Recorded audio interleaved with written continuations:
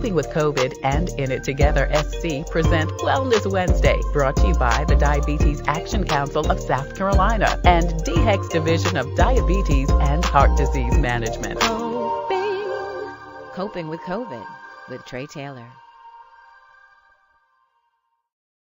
Hey there, happy Wednesday. Good Wednesday afternoon to you. I'm Tre Tailor and SC DHEC, In It Together SC, and the Diabetes Action Council of South Carolina present Wellness Wednesday every Wednesday here on Coping with COVID. Today, we're dealing with childhood obesity, why it's become such a problem and what we can do about it. Dr. Jennifer Rice joins us to answer those questions. Dr. Rice, thank you so much for joining us today.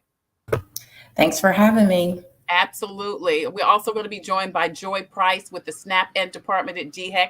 And then we'll hear from Karen Alexander. She has an innovative program to help kids understand obesity, what they can do about it, and help make healthy lifestyle changes. Thank you, Kay. We appreciate you joining us. Thank you. Absolutely. Childhood obesity is what we're coping with, and we're going to come right back and do that next. But first, your COVID community updates. South Carolina lawmakers will meet again next week about abortion in the state, this time without time allotted for the public to speak. Now, the meeting will be held next Tuesday at noon. Planned Parenthood protested at the State House before last week's meeting. Dr. Mary McLeod Bethune will be the first African-American person to have a state commissioned statue in the National Statuary Hall. The influential city civil rights icon, educator, author, philanthropist, humanitarian, and civil rights activist is being honored as we speak. And Eric Martin is the new head basketball coach at South Carolina State University. The school announced that the former assistant coach for West Virginia is a rising star in the coaching world after being named the top 25 college basketball assistants ready to lead their own program and a 2020 30 coaches to watch. SCDHEC has your most up-to-date list of times, dates, and location for COVID testing and vaccinations in and around South Carolina. Visit scdhec.gov for more information. Now, throughout the show, you will see scrolling at the bottom of the screen all of the testing sites that are open and available in the state of South Carolina and beyond, and also all types of other resources available. You'll also see information about where to get 5 free rapid self-tests by logging on to covidtest.gov. Now, even if you've gotten your first round of tests, you can email them again and get another set of tests. Also, information about COVID vaccines and testing for veterans that's happening at the VA. And several retail outlets in and around South Carolina also offer COVID tests and vaccines and N93 masks, including Kroger pharmacies, CVS, that includes the CVSs that are in Target stores, and also Walgreens. Now, the Comet bus system in Columbia, South Carolina also is having free vaccination, and you can get a free ride to get your COVID vaccination by catching the Comet. Now, if you're having a challenge making your COVID vaccine or test appointment, you can get online registration help at Get Set Up. Now, there are several other resources available, including financial resources that also will be scrolling at the bottom of the screen. Going to mention FEMA is continuing their COVID funeral reimbursement if you lost a loved one due to COVID. You see the information on the screen. SC Bar Association and SC Legal Services has a toll-free number and website for rental and mortgage help. Lexington County has a bill assistance program. SC Housing and Dominion Energy have a rental and utilities assistance program. And if you or someone you know is having a challenge coping with COVID, they can call the SC Department of Mental Health 24-hour assistance line entitled SC Hopes.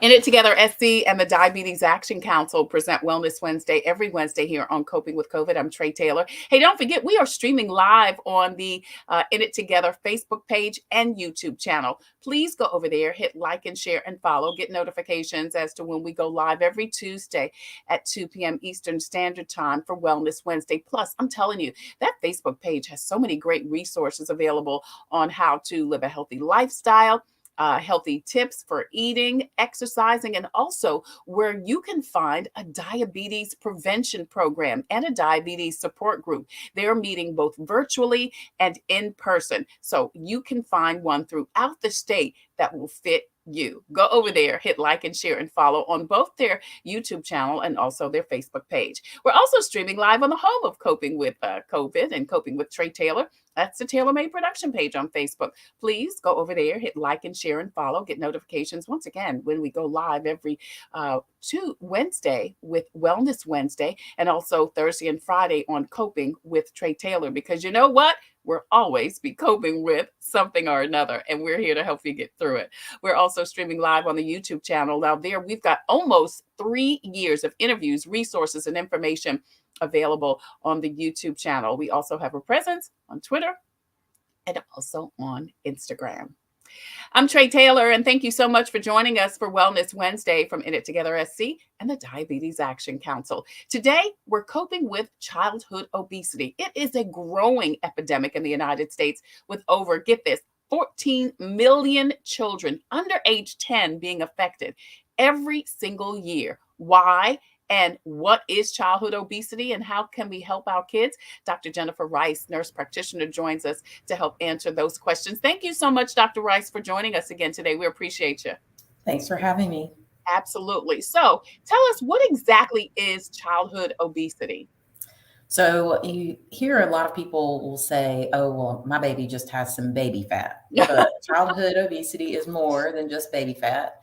And unfortunately, that baby fat actually turns into adult fat. So it's when a child is actually, for height for weight, is heavier than what's expected for their age. So the kids, you have a lot of people when you go to your provider's office, you'll talk about BMI, the body mass index. So children are rated on a different chart. So basically they have percentages versus an actual number, and anything above 85% for a child is considered overweight or obese. The problem with that is a lot of times, especially with genetics, and of course our Black and brown children are at higher risk for obesity because basically on those scales our bones do technically weigh heavier. Really? So Yes. There really is such a thing as big bones. See, I thought really all is. bones were created equal. They're not. No, our Okay. bones are actually heavier. So, and we typically have a larger muscle mass.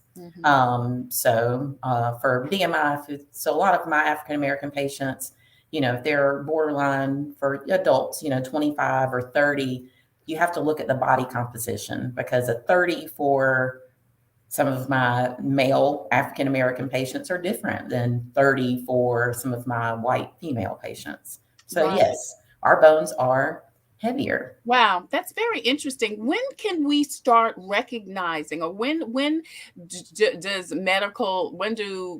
medicine start determining if a child is either obese or going into obesity? Because the numbers that I mentioned were kids under 10 years old. Right. And that's typically when the most attention is paid. But, we're plotting kids on a chart from 2 weeks old as far as height for weight.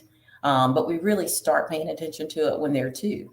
And that's really, it's just a lot of parent education, because you have some parents that think just because everyone in the family is big, that they expect the kid to be big. And it's like, well, yes, genetics has a part of it, but it also is what we're feeding our kids. So if you're putting soda in a bottle for your baby or sweet tea or something like that, then yes, your child is going to gain weight, a lot faster. And the kids are a lot more sedentary now. So they're sitting down and playing video games instead of getting up and getting outside. But these younger kids, we're seeing them younger and younger with type 2 diabetes, with high cholesterol, with high blood pressure. And you're talking kids 10 and up. So now we routinely screen those kids at that age. And then, of course, once they are gaining weight quicker, for our young girls, they're starting their periods earlier and earlier. You have some girls starting as early as 8 years old, but that extra weight, contributes to that. And if a kid is heavy when they're, in their childhood, the likelihood that they're overweight or obese when they're adults is double. Yeah, you make so many great points, Dr. Rice, and I want to piggyback on a couple of them. One, I started my period when I was 9, and I was fat, but obviously that was a long time ago, but you made a good point about one, children are eating different types of food now, a lot of fast food, a lot of fast food. And I guess that's, so many different reasons: food deserts, availability, quickness, all types of things. But the other thing is lack of activity. Kids are exercising their thumbs Right. now.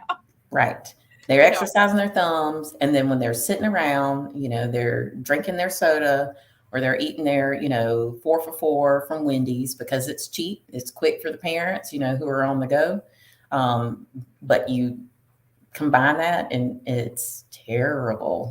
These kids are having joint pain because, they're too heavy. I see these little kids and they're, walking around and, curves are great, but extra curves also adds extra pressure on the joints. So, wow. you have these kids that are shortening their lifespan. I mean, when you're born brown, you already have a shorter lifespan, but then you add obesity to it. And when you think about the rates of diabetes, heart disease, so heart attack, stroke, arthritis, acid reflux, sleep apnea, all of those things are related to obesity, and you see young kids with a lot of these problems. Yeah. In It Together SC and the Diabetes Action Council present Wellness Wednesday every Wednesday here on Coping with COVID. I'm Tre Tailor. Dr. Jennifer Rice joins us today because we are coping with childhood obesity. So you talked about why, obviously it's becoming such a big problem and what's going on. But how can we start telling if a child is actually obese as opposed to just a little chubby? And that's where you have a fine line, because I had plenty of parents that, and I would never ever use the word fat because that's just is the ugly word. Yeah. But even when you tell a parent that height for weight, their child is higher than the, expected limits, they typically do get upset, and I've seen on social media, people, will say, I took my kid to the pediatrician and they told me my child was too heavy. I'll never go see them again. And people get mad at us for doing our job, but it's like, no, I'm trying to let you know. Yeah, now. Yeah. Yes, while you could control this. And, yes, your kid might only want to eat macaroni and cheese and French fries, but what are you giving your kid? So if you're offering your child a lot of, because we've created these picky eaters, back in my day, I had to eat what my grandma fixed. There was no going to McDonald's, but now, the mac and cheese is, so many children, the parents will come in and say chips, mac and cheese, pizza, chicken tenders. And that's about their entire diet. But it's because the parents provide that for them. And I promise you, your kid will not starve themselves. I've tried to talk to children about healthy nutrition, and I've had teenagers that didn't really understand what a vegetable was. So, it first comes from us showing that example to our kids. So if we're sitting around, drinking Coke and eating French fries all the time, our kids are going to do the same thing. If we're frying all of our food, that's what our kids are going to expect. So eating healthy is not a white thing to do. I mean, you hear a lot of people that culturally say, well, I'm not going to eat like a bird because I don't want to be skinny. It's not about being skinny. It really is about, being healthy. Yes, eating to actually live instead of eating to dig yourself a grave a little bit earlier. Yeah, and you're right. I mean, children's, because I'm raising two, and their palates are, I guess, created or tuned in or whatever. I'm sure you know the technical term, based on what you give them.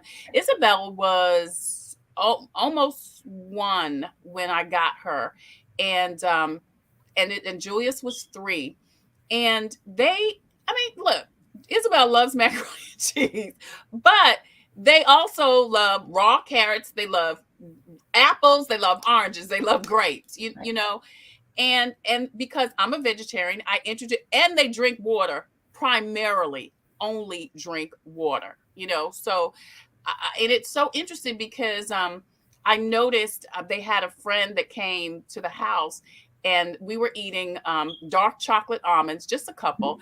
And the little boy was like, that was just the nastiest thing to him. And I'm like, how do you not like a dark chocolate almond? But it was just, maybe it was the nuts, maybe it was a dark chocolate. I don't know. But it was so interesting that even as a baby or child, their palates are trained, I guess, Dr. Rice, to accept different things. Am I saying it the correct way? Yes, absolutely. And then, I would have parents that say, well, they won't eat that. And I'm like, you've got to give a child something 5 different times before they can determine if they don't like it. And some kids do have texture issues, Yeah. but you can't just feed it to them one time because kids are funny anyway. So, one day they'll like something and the next day they won't. Yeah. You got to keep trying it. And I would tell parents, don't become a short order cook. If you're going to make one meal, don't make another meal for your child. One meal for the family. Yeah, so. I'm like you. I got these children, but I'm an old school mama. I'm cooking one time and you either eat it or Listen, right. I remember a time when you eat it for dinner or you'll eat it for breakfast. Right. And these kids, they don't understand that. Or, but I mean, how many meals I'm not saying to be like mommy dearest and, make them eat it for 2 or 3 days. Right. But no, I mean, the kids will eat what. Right. And we've got to be parents. We've got to be adults. We've got to, not be beholding to these children and have them dictate what. Listen, I got a big issue with what the children listen to. Okay, that's your radio. But girl, I digress. But it also, it does start with nutrition because if, you've got these kids that are, for one, drinking soda all day and then they can't rest well at night. Right. And then they're moody. You've got their blood sugars high. They've got diabetes. They're sluggish. They're not doing stuff. It really honestly causes a lot of other problems because, they're not as active because they don't feel good. But you don't realize you don't feel good until you take away all that junk that you put in your body. And I want to talk about that because, of course, we're sponsored by the Diabetes Action Council and In It Together SC. So these children can get diabetes, high blood pressure, kids. Yes. So one, how is it treated if a child has these conditions and can they recover from them? So it is definitely, you can recover from it, but it takes a lot of work. And that's a lot of dedication for a child to make. You have these children that have the type 1 diabetes, which is not diet, related. They have to control it. But the same thing should be, pressed for a child that does develop type 2 diabetes. So those children, and typically I see it a lot more so in females. Teenage females, just because they grow a little bit quicker, and they're the ones that tend to seek healthcare more so than the males. But they're placed on diabetic medication just like an adult is. We ask them to check their blood sugars just like we do for adults. I have teenagers that have to take blood pressure medication, but when you have diabetes, high cholesterol, high blood pressure, and as a teenager, all you're doing is basically making lots of fat deposits around the heart, which of course is going to shorten their lifespan, put you at a higher risk for heart attack and stroke. And so you see people in their 30s, 40s that are having heart attacks and strokes. So, it's reversible. Right. And we also see a lot of kids, especially these boys that are athletes that are, falling out on the football field, the basketball court. And we've got to be more conscientious. And, just like I say about your health as adults, you've got to love yourself more than you love fried chicken. We've got to love our kids enough to make sure they make the right choices. But like you said, Dr. Rice, it takes us. Your child is not going to eat what you're not eating. Right. And if we can't do it for ourselves, good grief, can we not do it for our kids? Right. Daniel Lake says, thank you, Dr. Rice, for so much valuable information. Daniel, thank you so much for watching. Dr. Jennifer Rice joins us as we are coping today with childhood obesity. Before we go, I want to ask you a couple of things because Joy Price with DHEC is going to join us a little bit later on in the program to talk about how and what to introduce to kids to keep them, to help them eat right. But How can kids deal with the peer pressure of one being different, whether it's overweight, whether it's if they do choose to eat differently, now you're the odd man out because you're eating funny, you know what I mean? And to prevent them from eating the sugary snacks. I mean, I'll tell you a quick story. Again, Julius was maybe 4, and it was almost like every day at school it was somebody's birthday, so that was cupcakes, or it was some kind of celebration, and that was a bag of candy or cookies. And I was like, we can't have this every week. We just can't. So then they would give it to everybody else but not him. So now he's looking like the odd man out. He's sitting up there crying as a little boy. So it's hard. It's hard. So help the kids and help the parents. Well, what do you say? What? It's definitely tough. I mean, especially with the last 2 years, kids had access to free lunch in all the schools, which honestly probably was a big difference maker for a lot of these kids, because they actually had access to, a hot meal every single day, fruits and vegetables. So hopefully more children tried more things, because they actually had, I know my own children, because I wasn't paying for school lunch every single day, and they would come home and tell me, certain things that they liked. And then, I'd start cooking it more because, they like that stuff. But it is hard. But the kids that do suffer from obesity tend to get bullied more. Yeah. Then you're going to get bullied if you're the kid that's sitting at the table with raw carrots and your tofu and your grapes, instead of sitting there with your Lunchable with the hot dog. So it's tough. But that's where it comes from us, that support from parents, explaining why we're doing this. We're not doing this to be a certain size. We're doing this to be healthy, so we can think better, we can concentrate better in school. So it's really just reinforcing that at home versus, telling kids, well, we can't eat that, so you won't die young, obviously. But, a lot of parents, they love their children. All parents love their kids. But sometimes we love our kids too much to enable what they want versus what's good for them. So just like you said, their music choice, but I could control what is bought in the house and what is put in your lunch bag and what snacks you have. So but we have to model that behavior so they will understand that that's normal. Danielle has a question, Dr. Rice, before we let you go. She wants to know, what are the symptoms of type 2 diabetes in both adults and children? Thank you, Danielle, for your question. So in both adults and children, a lot of times people will have blurry vision, a lot of fatigue. Some people will have frequent urination, thirsty, more usual than often. Some people will actually, their diabetes is pretty advanced, and they'll have numbness and tingling in their hands or feet. So those are some of the routine things. I encourage everyone, if you don't, especially over the age of 40, make sure that you're having your annual physicals. And for kids, most insurance plans do offer no cost once a year wellness visits. And a lot of times when the vaccines stop, at 4, a lot of parents forget about those yearly visits, but that's a chance to just make sure that your child is on target and to monitor those things. So if you have any concerns about your child's weight, or if their weight for height is appropriate, absolutely utilize that insurance and bring them in for a wellness visit. Yeah, Dr. Jennifer Rice is a nurse practitioner. She practices in Lexington, South Carolina. You can see her information on the screen. Please contact her or hit her up on social media for more information. Dr. Rice, thank you so much for joining us today on Wellness Wednesday from In It Together SC and the Diabetes Action Council. We appreciate it. Thanks for having me. Keep drinking your water. Yes, girl. Former teacher Karen Alexander joins us. Her global nonprofit, the Auntie Karen Foundation, hosts several events and initiatives for children, one being Gordon's Garden. It's a puppet show and garden initiative which helps kids understand obesity and helps them live a healthy lifestyle. Let's take a little bit a look at Gordon's Garden. Jamaican yams, healthy living all day long. Jamaican yams, spreading love with every song. We're Jamaican yams.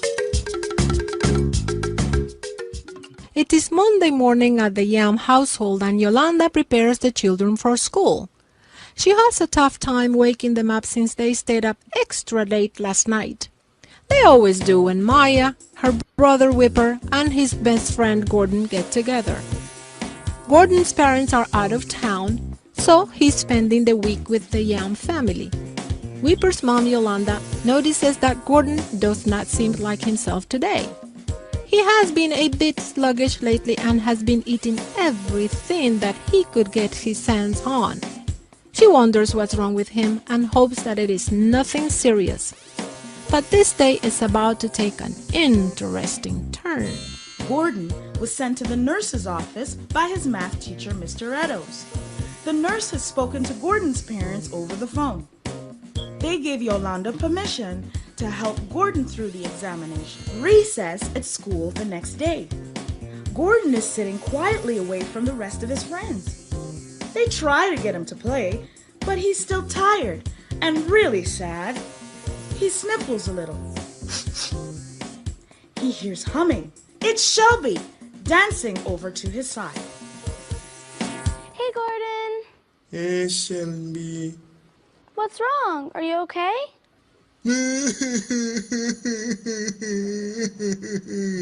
It's okay, Gordon. Don't cry. It can't be that bad. It is that bad.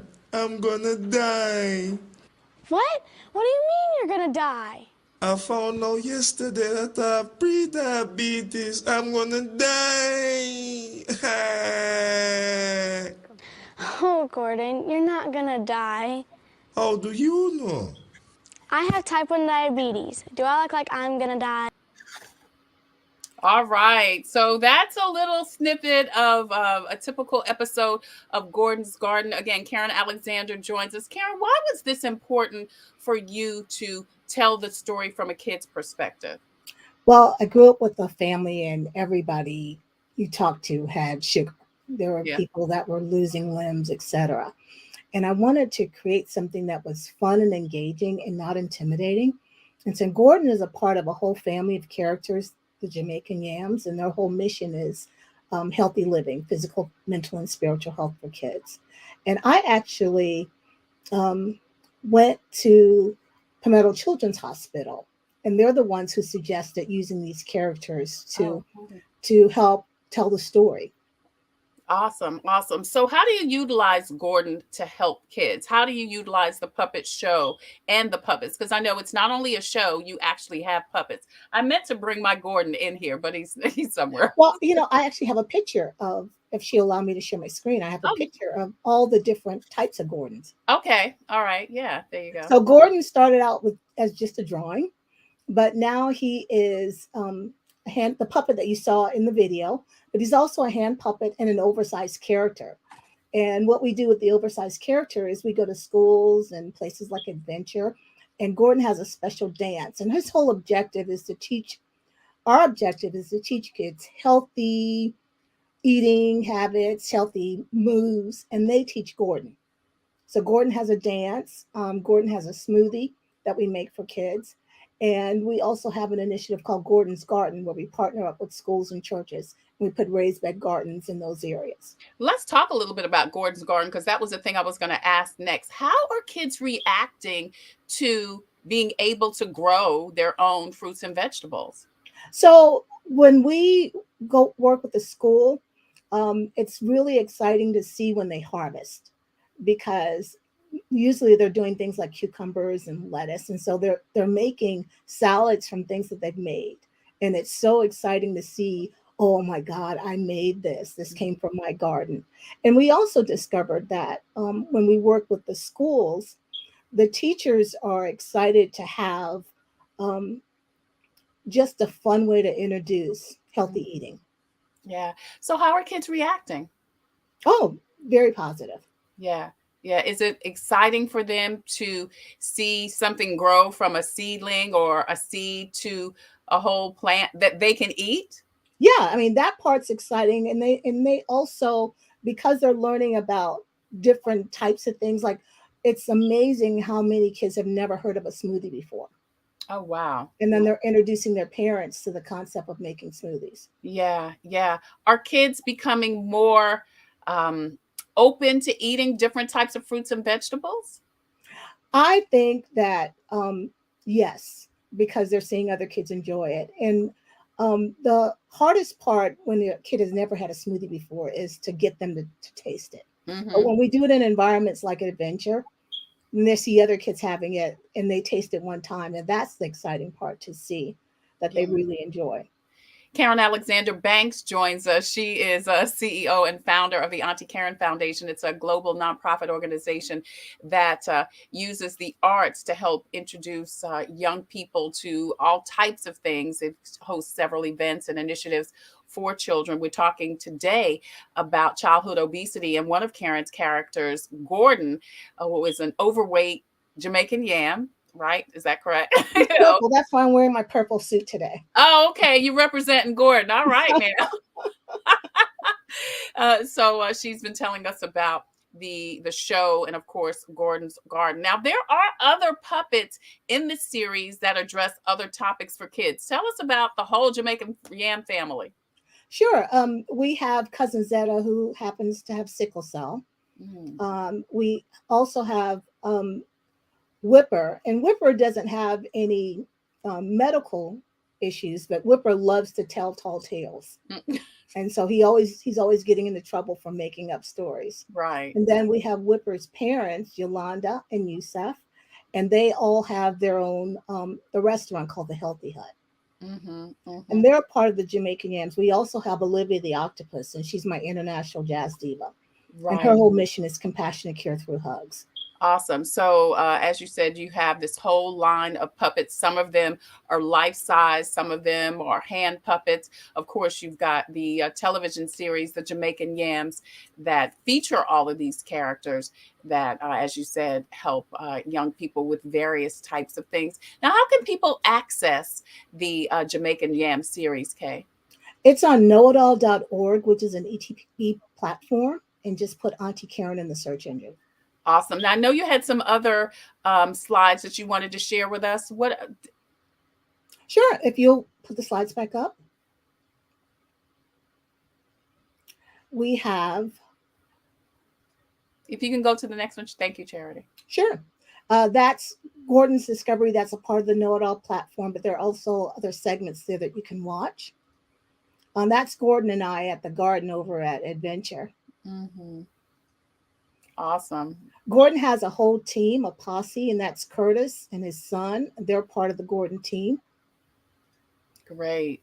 And then Gordon also has a mindfulness series where we teach kids about the importance of healthy eating, smoothies, local farming, meal planning, and just having fun with nutrition. Awesome. Awesome. And he also has a free coloring book. Wow. Wow. So this is really targeting kids of all ages, as young as 3 or 4, who would be interested in coloring. Yes. So we've done projects. We've really targeted for pre-K through second, but we've worked with kids on up to high school. Awesome. Awesome. Where can people, I know people can go to your website and find out more about the Jamaican Yams and Gordon's Garden, but do you have some, as we are preparing, I can't believe it, for school to start in just about a month, do you have some back to school events that Gordon will be appearing at? Well, we just did Adventure. We have been asked to come back for the Countdown to Kindergarten event. So I have to make sure Gordon's in town for that. Yeah. And that's at Adventure Children's Museum in Columbia, yes. South Carolina. And then we're also available to come. I mean, you can call the Auntie Karen Foundation at 803-748-7124, and we make appearances. Awesome. You see the information on the screen. If you are interested, and you should be, in Karen and her characters coming to your organization, your school, your preschool, and help your kids understand about childhood obesity, healthy eating, which is Gordon, and then the other Jamaican Yams. I know you'll help me, Karen. I know you've got Bull and Bear, which teach financial literacy. Olivia is Hugs. And Whipper is making sure you are honest in your conversation, and some of the other great things that Karen does. We'll bring Karen back a little bit later on. Of course, she also does with the Auntie Karen Foundation her Young Entrepreneur Series, which is October of every September. In October. Yeah, We'll October. resume in 2023. Okay, awesome. So that'll be next year. Great. Anything else that you've got coming up, Kay, that you want to share with us? Just thank you, Tre, for allowing us to share our story on your platform. I really enjoyed listening to your previous guests, and I look forward to coming on again. Awesome. I look forward to it too, Karen. Karen Alexander Banks with the Auntie Karen Foundation. Again, don't forget to contact her for more information on the Jamaican Yams featuring Gordon. Coming up next, Joy Price with DHEC Snap Ed Department shares how and what we can do to help prevent childhood obesity in our children. That's next on Wellness Wednesday from In It Together SC and the Diabetes Action Council on Coping with COVID. I'm Tre Tailor. Hello, I'm Carolyn Sawyer, an entrepreneur and caregiver.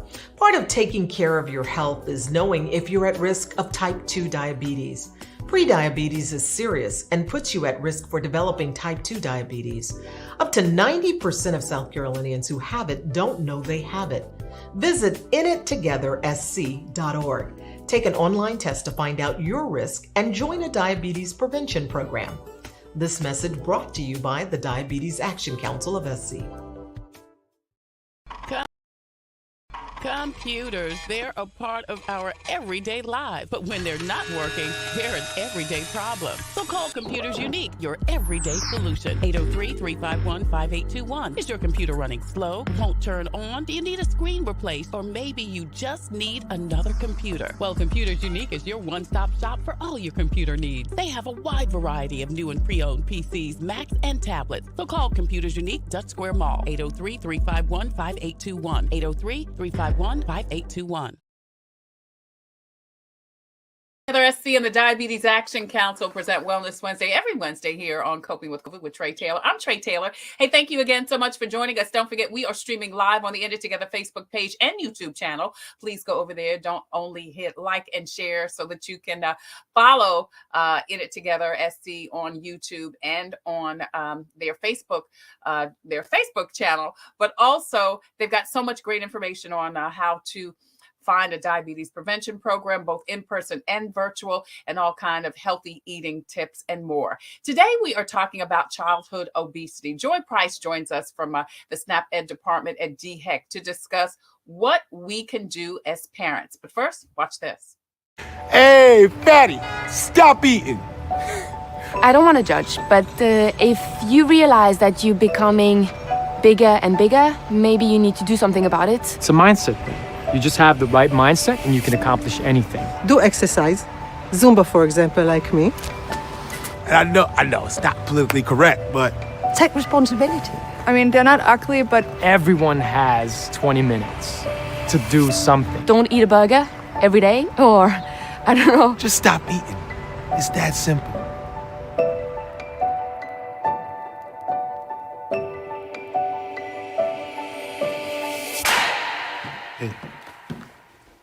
Okay, Bryce, just wanted to read from the teleprompter. Right here? Yep. All right.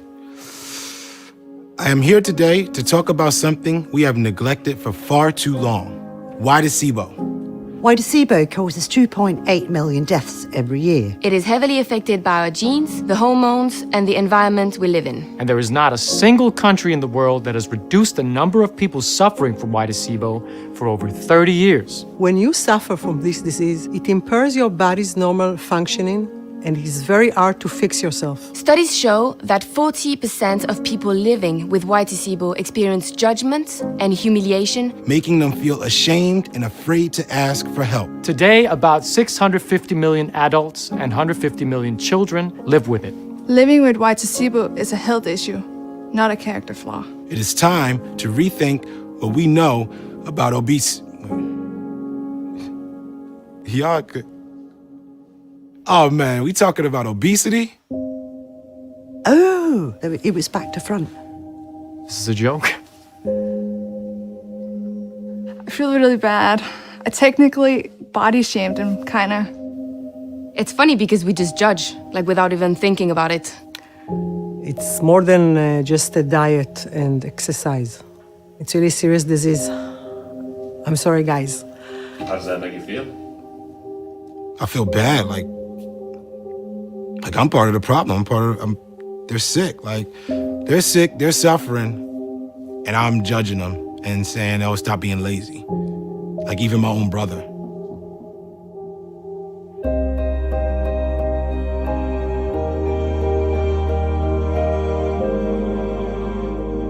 But I ain't know. I really didn't know, man.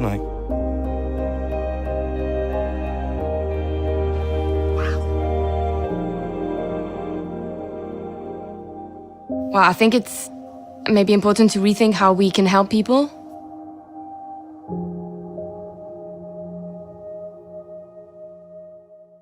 Joy Price joins us from DHEC. Hey, Joy, thank you so much for joining us. That was a pretty interesting piece we found out there. So it really starts with us as parents. Mm-hmm. Yeah. And the language starts with us.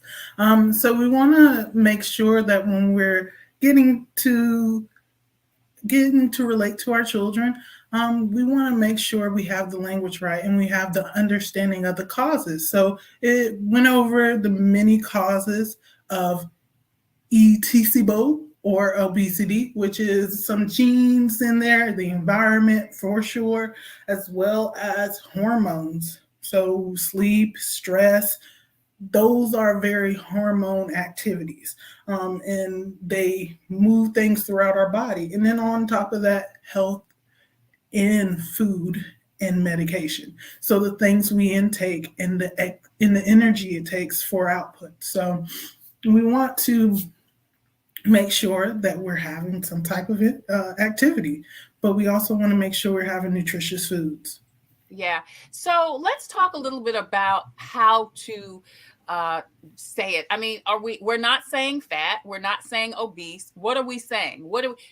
Big boned? I mean, what are we even, because listen, when we're talking to our kids, one, we could be having a weight problem. And a lot of times a child has a weight problem because the parents have a weight problem. The child is making poor health eating choices because the parent is making, poor eating choices. And the big thing is bullying too. So what do you, I mean, there's so many things, that need to be discussed here, but what do we call it? What do we say to our children? We go with people first. Your children are people, and they're tiny people, and they're going to grow up to be adults. So we want to use some language that puts them in the center of things. So when you say, hey, when you're speaking to another parent or you're speaking to the doctor about your child who's going to be right there, you want to say to the doctor, my child name has diabetes or has obesity. And you don't want to say they were obese or they are obese, like say, my obese child. You don't want to do that because that's not fully them. That limits their character. So you want to move on and you say things like, my child with obesity or my child who is in a large body. Don't make it be them. My child is not obese. My child has something. Right. I got it. Because it is a condition. And like my child isn't bad. You're not a bad child. You're doing bad things. You're not your who. Look, girl, your who is not your do. I learned that from Joyce Meyer, but I digress. Go ahead. Yeah. Hey, Joyce Meyer's and her conferences, they're very encouraging, empowering, very much so. And we want to empower our little ones. Yeah. The world we're going into now, we want to make sure that they are equipped. Yeah. And so even further to the point of empowering them, you want to also make sure that environment is there. So you want to dwindle down on certain stressors that you see your child encountering. If your child has a bully at school, or if your child at home is just not feeling like they can regulate themselves, you want to make sure that environment is there. And then on top of that, food environment. Some stressors like, do I even have fresh fruits in the refrigerator? Yeah. Yeah. Food deserts are very prevalent here in the South. They are, Joy. They are.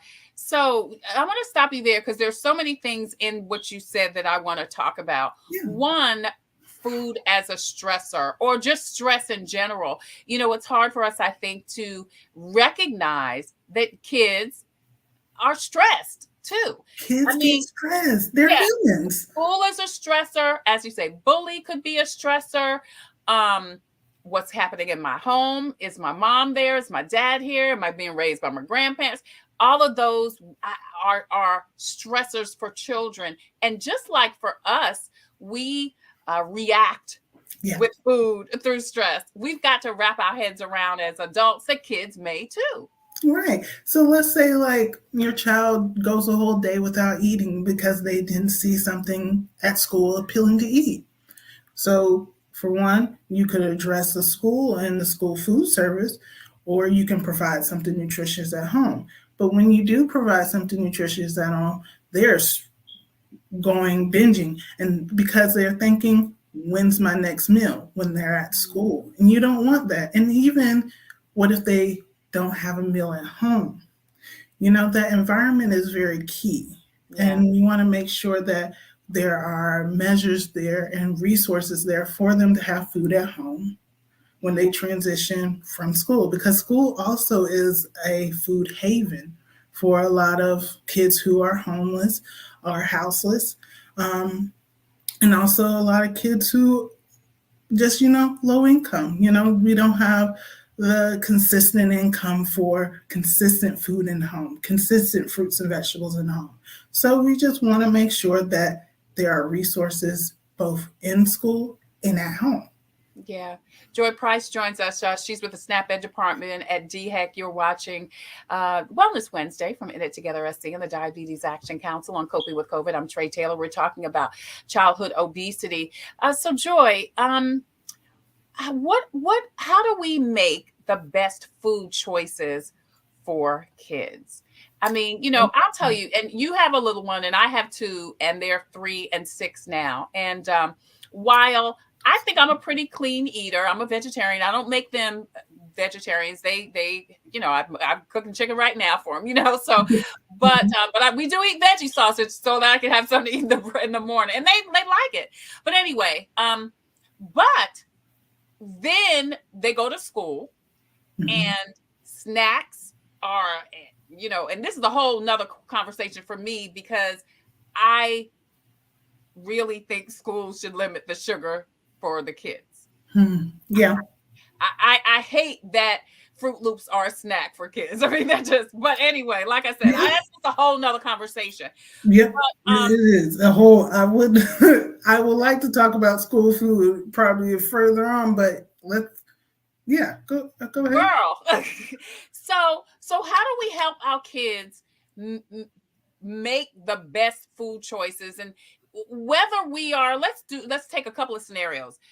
The scenario of me and you maybe making the good choices for the kids, but then they go to school and they can eat whatever, Yeah, and I have a little anecdote a little further on to tell you about school food. But one of the things that I feel works best for kids in general is make it accessible. Just as you said, you provide veggie sausage in the morning and they see you eat the veggie sausage in the morning. So they're mimicking your behaviors. Yes. And then even further to the point, hey, this is what we usually eat. And so they're eating it and they're eating it. So you do the behavior and they'll reflect it. And then even further to the point of making fruits and vegetables accessible, meal prepping. And I'm not talking about those cool meal prep gym videos where they're doing the same food every day. I'm just talking about cutting up some fruits and vegetables at the beginning of the week and making sure that each and every day you can grab and go. So those handheld plums, peaches, oranges, things like that, easy to assess and easy for kids to process and eat themselves. Because for one, I know parents don't have the time in the day. Right. I don't have the time in the day to cut up apple slices. Okay.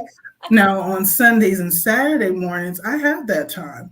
So it takes no more than 30 minutes to prep those fruits and vegetables. And then also trying to get fresh fruits and vegetables is also a task at hand. It is. It is. I mean, like you said, we live in a state, in a country, really, that has so many food deserts. And food shortages. So which makes it even more of a challenge to provide things that are healthy. So that brings me to this point then. In lieu of the fact that we often have a challenge with providing healthy choices, what are the healthiest choices in a convenience store or in a dollar store, where oftentimes that's more accessible than someplace that may have fresh produce? Yeah. So I like to say, I don't like to say healthiest or anything to rank it, because I just need y'all to eat fruits and vegetables. You want to get those fruits and veggies in. But there are 3 ways you can get more fruits and veggies in. You have fresh, you have canned, and you have frozen. And so out of those 3, the fresh and the frozen, they're frozen and processed and whatnot at their peak nutrition. And then also when it comes to fresh, you have to keep in mind seasons. Certain vegetables are available through certain seasons. Citrus is winter. And then when you go into the spring and summer months, you have your plums and your stone fruits such as peaches, nectarines, and then strawberries also. So you have to make sure that with the fresh version, you're going to get things at the peak nutrition. And most of the time with frozen, you do. However, with frozen, the flavor is always messed up. And then with canned, you want to rinse off those excess salt or the excess sugar present. A lot of times in schools, they have, when they get their little fruit cups and whatnot, as much as back in the day, they used to have it in light syrup and whatnot. Now they're moving towards having things in fruit juices or no sugar added. And so they provide that to kids at school. But at home, that's a cheap way to provide fruits and vegetables, those little fruit cups. But also at the same time, you only get 6 in a pack. Now, if you get a 3-pound bag of oranges and clementines, and you go ahead and peel them up and soak them in something and put them in the fridge, that's on you, and that saves money for you. So, right. So frozen is good. Frozen is a good option. Canned is a good option. Check your labels to make sure they're in either water or light syrup or fruit juice. And even with that, even if you can't find that, once you get them, rinse them off so that they're not sugary. And drain them really well. So like canned beans, canned green beans, spinach, just rinse them off under some water for a few seconds, 10 to 15 seconds, and it will wash off some of that excess salt and excess sugar. Right. In It Together SC and the Diabetes Action Council present Wellness Wednesday every Wednesday here on Coping with COVID. I'm Tre Tailor. Joy Price joins us from the Snap Ed Department at DHEC. We're talking about childhood obesity, and Joy's been sharing with us the best way to make the right food choices for your children. What is you talked about time, and time is of essence. I tell you, that little 3-year-old in my house, we call her Slower Bell. Her name's Isabel. We call her Slower Bell. That thing is the slowest. She'll eat one bite, sing a little song, eat one bite, do a little dance. And I'm like, come on, let's go. So time is of the essence, especially in the morning when we're trying to get out of here. But so 3 out of the 5 days, I provide a hot breakfast, and that may be like this morning we had croissants, they had bacon and eggs. I didn't have any grits, and they don't like cream of wheat. I found that out last week. I love it, but whatever. I do love cream of wheat, little honey. They don't like it. But anyway, but I will opt at least 2 days for cereal because they like cereal. And it's time saving. It is time saving. but how do we convince them, not to eat, or other than just don't buy it? I'll tell you what I did. I found one little trick for cornflakes, because they like Frosted Flakes, Tony the Tiger. They're great. But I will mix the Frosted Flakes with regular cornflakes, kind of like watering them down. Yeah. So, and then but they will, and they don't know the difference, but you do. Yeah. And the thing is, you can tell the difference in just how regular, in other words, they are. But nonetheless. Oh, really? So what? Sugar, the amount of sugar affects your bowel movement? Oh no, I'm talking about with the brand. So, I got you. So the different, like when you add the extra bran in there, make half of your grains whole grains, right? And that's what you're doing. And so with the mixing of the two, that's a good idea on, I guess, hiding hiding the nutrients for certain things. So yeah, and then when it comes to time, I would say with kids, you kind of don't want to rush them through a meal. We've gotten to this practice nowadays to kind of, come on, eat up, make a happy plate. But you also have to wait for their tiny brains and their tiny stomachs to message the brain, hey, I'm full. Because now I will say my 2-year-old, he takes approximately 50 minutes at the table. Good Lord. And that's on a day when he likes the food. The food, right. And he has certain food jags. We went through 3 months period where he wasn't eating anything green. And so dealing with that and just constantly showing him the food, introducing it to him, and basically putting it on his plate, because that's what me and daddy are eating. So you want to eat it too. And once he sees that, he goes forth, and after his little periods and his little things, he ends up eating it. But 9 times out of 10, it shouldn't take a kid longer than 30 minutes to finish a meal. Right. But what about as far as if they've already been introduced to sugary cereals? Mm-hmm. How do you, what else? 2 questions. How do you try to wean them off of it? And I did make one suggestion. And again, as far as time, because putting cereal in a bowl and throwing some milk on it is quick. So what are some other things that could be quick?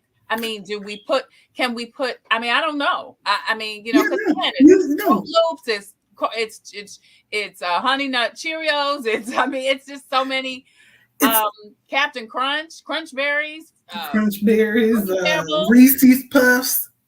I love Reese's Puffs, but I call those dessert cereals. So they are dessert cereals. They're dessert cereals. I usually eat mine late at night as a midnight snack.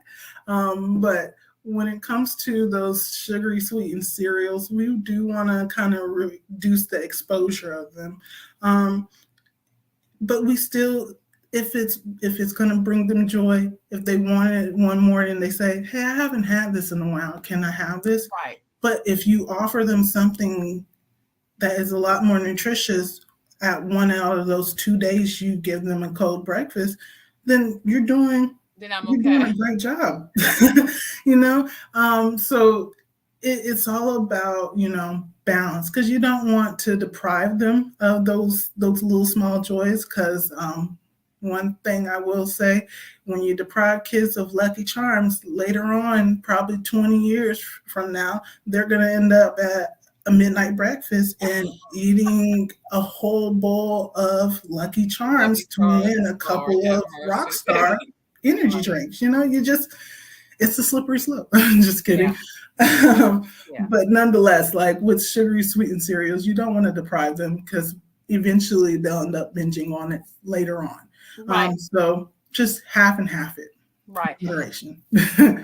And basically what you're saying is, and you made a good point about this, kids are mimickers. So they eat what we eat. And parents, grandparents, those of us who are raising little ones, one, you got to get them quick. You got to get them early, you know, to get their palates used to things.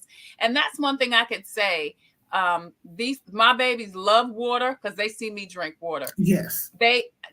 Other than they just started into Gatorade when somebody got sick. I think it was Isabel got sick and she wouldn't eat anything. Of course, we had to give her the Gatorade, but I'm getting the clear Gatorade, girl. We're not going with colors. We're not doing that. You know, and then we get the no sugar Gatorade. But yeah, we've got to be conscientious, mom and dad, about what we're eating, because as Joy said, they eat what we eat. They're mimickers, you know, and if we say they're gonna say you know. So we've got to be more conscientious so that they can be more conscientious. And it's a family affair, don't you think, Joy? It really is. It's got to be a family affair. And most food is, you know, food is a social activity as well, you know. Yeah. You talk during meals. We have whole holidays surrounded around meals. Surrounding meals, yeah. Yeah. Right. So, you know, it's a social thing. So we want to also make sure that environment is still fun when they're eating. You don't want to put too much pressure. All right. Joy Price joins us from the Snap Ed Department at DHEC. We've been talking about childhood obesity and how to talk to our kids, how to make sure they're eating the right choices, because we want what's best for our children. Far too many children, as we heard the doctor say in the last segment, have diabetes, childhood diabetes, and they should not have to suffer with that. They don't have to, but we've got to help them make the choice. We've got to craft their food their palates, so that they're making the right food choices, so that they recognize it's nothing wrong with it, and in the good thing about it, it's going to affect all of us at the house. Will be healthier. Don't you want to do that for your children, mom and dad? I know you do. Anything else, Joy, that you can share with us? My last thing I just wanted to share was involving them in the prep of things. Just for sheer maintenance of stuff. When you introduce a behavior such as helping out in the kitchen, helping cut the vegetables, helping wash the vegetables, you know, small things that could lead to big changes in their diet and big changes in their behavior. Because I washed this vegetable, the child's going to say, I prepared this vegetable, so I want to try what I prepared, you know. So involve them in prep as much as possible, and to make sure to maintain that sense of interest in their foods, interest in fruits and vegetables. Because, you know, we have all those kids who say yuck to spinach, but you know what? Spinach tastes good. It does. It even tastes good on pizza. Yeah. Yeah. All right. Joy Price with DHEC, the Snap Ed Department. Thank you so much for joining us today. Thank you for all of the work you do to educate, motivate, and uplift children and adults of all ages. And we appreciate you so much for joining us on Wellness Wednesday. No problem. Coming up, more Wellness Wednesday from In It Together SC and the Diabetes Action Council on Coping with COVID with Tre Tailor. We'll be right back. Hi, I'm Master Deputy Addie Perez with the Richland County Sheriff's Department Community Action Team. As a mother, I know it's important to take care of my health for those I care about. Part of doing that is knowing my risk for developing type 2 diabetes. So if I was you, I'll take the opportunity to visit inittogethersc.org and take an online test to find out if you have prediabetes. Again, the website is inittogethersc.org. This message is brought to you by the Diabetes Action Council of South Carolina.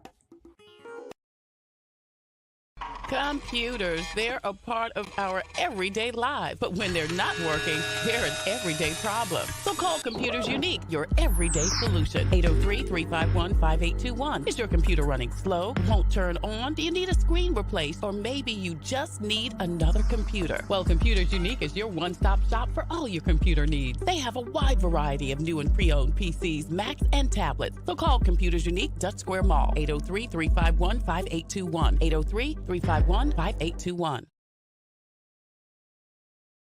Hey there. Thank you so much for joining us today for Wellness Wednesday from In It Together SC and the Diabetes Action Council. Listen, if you have a story or initiative that could help someone cope with COVID, please email booking@copingwithtretatailor.com. Booking@copingwithtretatailor.com. The email address is scrolling at the bottom of the screen.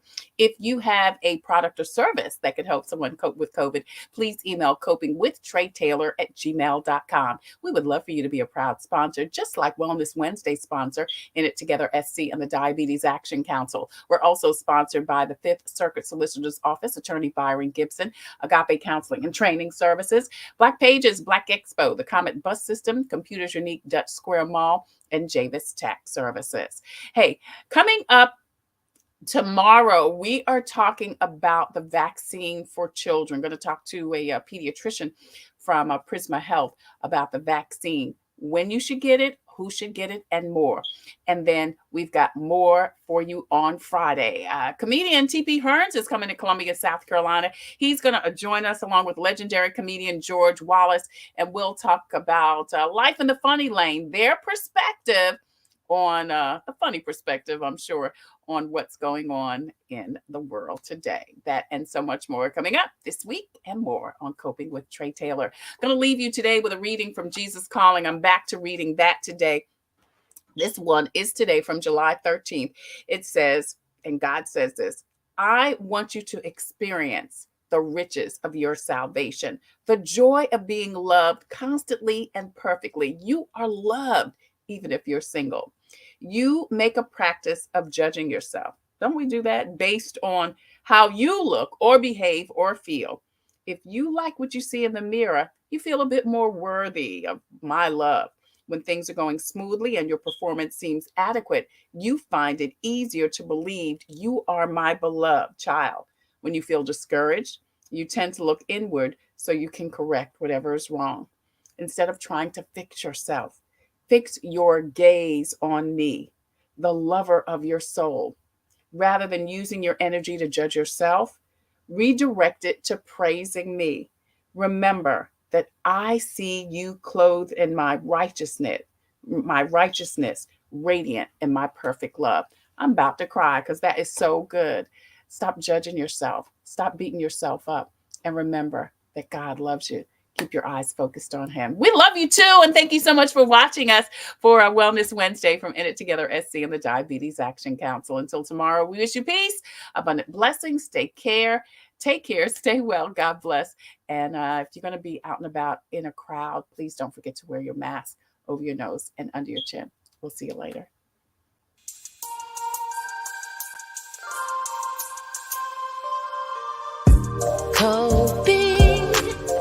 Peace of mind to survive through whatever. Coping, learning the way that we thrive all together. Coping, finding out what's real. Coping, we can heal, we can heal, we can heal. Coping with stress, coping with strife, bringing hope for success, for improving our life. Coping beyond hoping to do more than survive. Ways to live a healthy life. Coping and promoting, learning what you can do. 6 ways to a better you. Coping, find peace of mind to survive through whatever.